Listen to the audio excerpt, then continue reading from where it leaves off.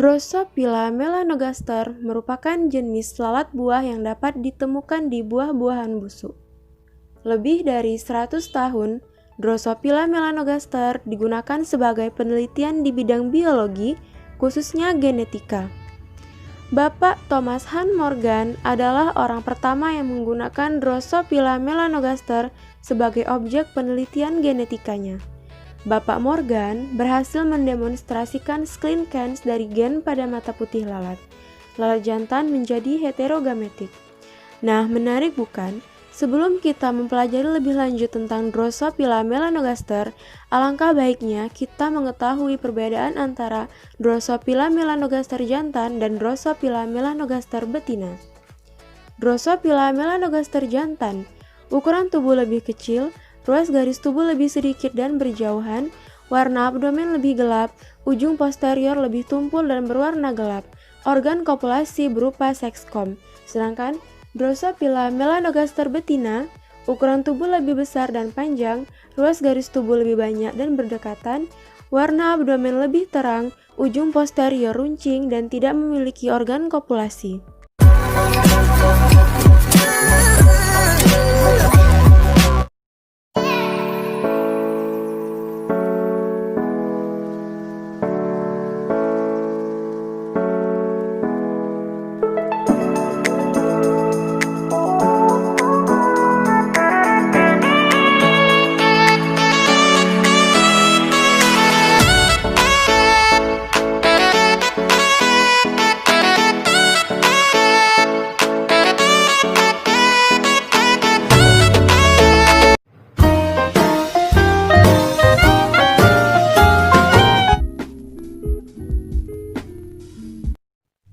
Persiapan pembuatan medium Drosophila melanogaster yang pertama dengan membuat perangkap lalat, yaitu dengan memotong buah kecil-kecil lalu memasukkannya ke dalam botol selai, didiamkan beberapa saat hingga lalat terperangkap.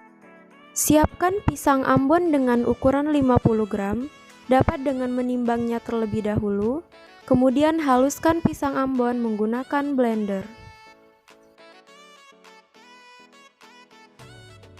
Lakukan sterilisasi botol dengan cara merebusnya menggunakan air hingga mendidih. Sterilisasi ini bertujuan untuk mencegah timbulnya mikroba pada botol.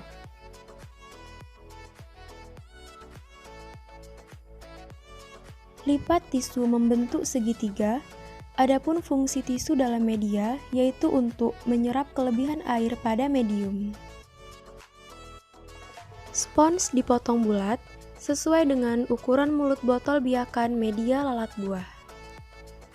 Kemudian siapkan kertas label untuk memberi nama pada botol medium biakan lalat buah.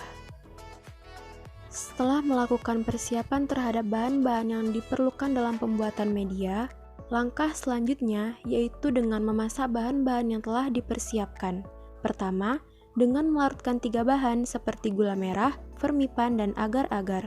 Adapun tujuan dari pelarutan ini yaitu untuk mempermudah dalam proses pemasakan.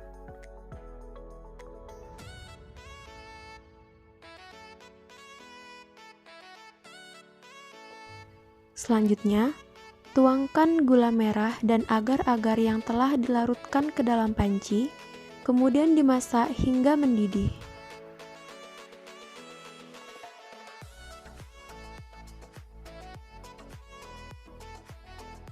Campurkan pisang yang telah diblender dengan air dan gula yang sudah mendidih.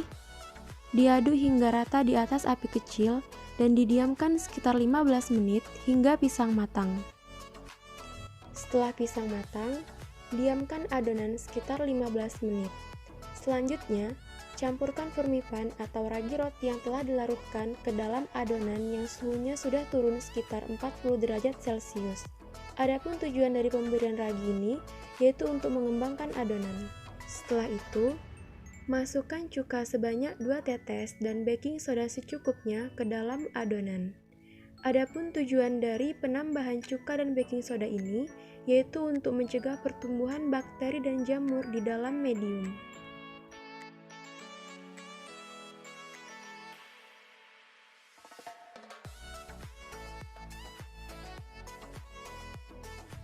Setelah adonan didiamkan beberapa saat, Masukkan sekitar 40 gram adonan ke dalam botol biakan. Usahakan pada saat memasukkan adonan tidak menyentuh dinding botol biakan. Kemudian, masukkan tisu ataupun kertas saring yang berfungsi untuk menyerap kelebihan cairan di dalam medium, dan botol biakan dapat digunakan pada saat dingin.